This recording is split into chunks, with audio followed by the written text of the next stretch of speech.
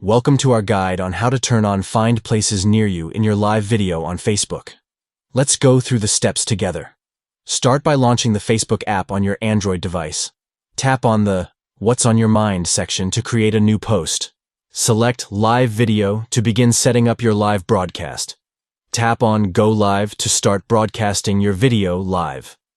During your live video, tap the 3 lines at the bottom right corner of the screen. Next, tap on Check In to add a location to your live video.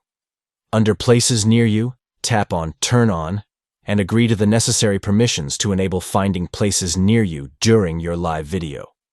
By following these steps, you can activate the Find Places Near You feature in your live video on Facebook, enhancing the location sharing experience for your viewers.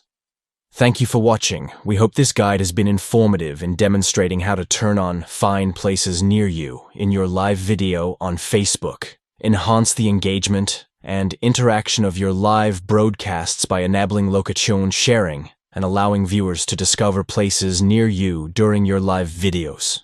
Enjoy sharing your experiences with the world on Facebook.